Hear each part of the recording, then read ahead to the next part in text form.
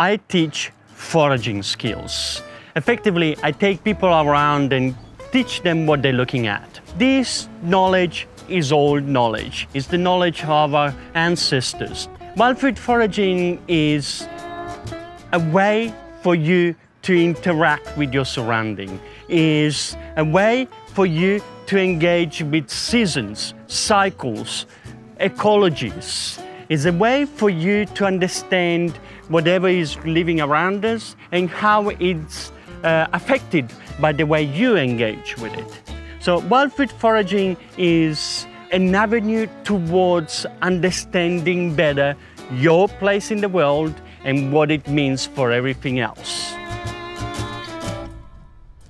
So right now we're here in Sydney, in a beautiful park in Sydney, Queen's Park, and we are surrounded by wildfood sources. And I'm gonna show you what some of the best ones are.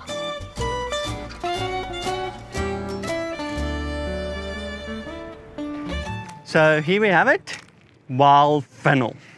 Look at this.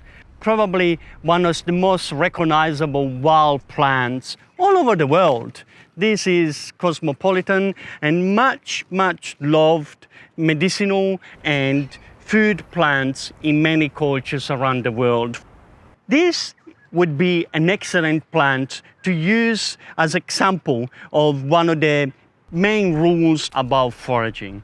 The rules is simple, it's silly, but it helps people to realize a whole bunch of sophisticated information.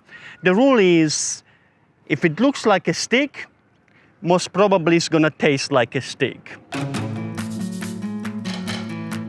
You'll be surprised how much good skills you have already about how to engage with wild food sources. So you use the same criteria that you would use when you go to the greengrocer. If you look at the plants, it looks drippy and ugly and sad, you probably don't buy it. So here it is. This is wild fennel, but this is last year growth. But if you look closely, you will notice that down here, it's all of the new growth of wild fennel. And this is where you can take advantage of some of the best part of the plants. Not the stick, the young shoots.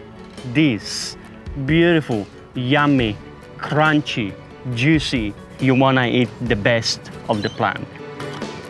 Yum.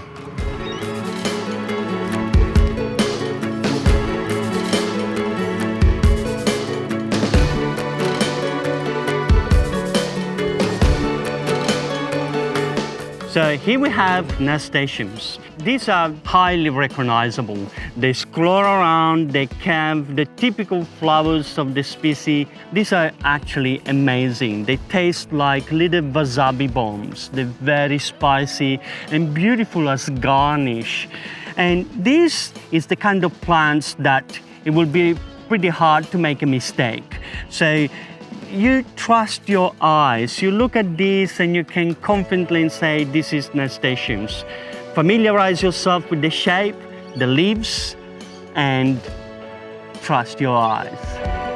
The best part of these plants, in my opinion, is the tail end of the flower. Here's the flower, behind it is the tail. This is absolutely amazing. It's full of nectar, and if you eat that, you get the spicy flavor of a nasturtium with the sweetness of the nectar. Just like that.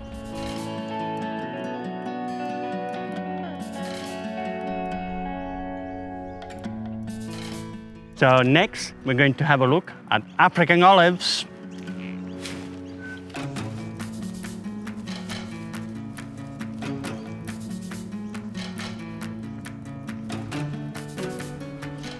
Here in Sydney, there is a lot of this. And the way people usually engage with it is kill it.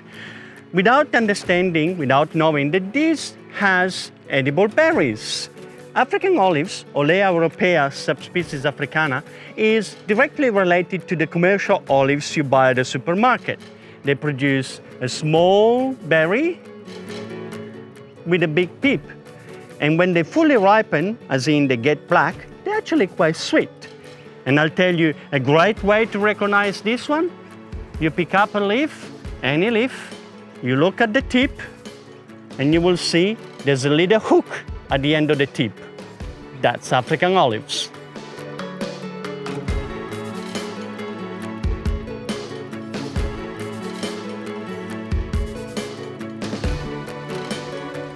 So here we are in the middle of the city, Queen's Park, and we find food around us.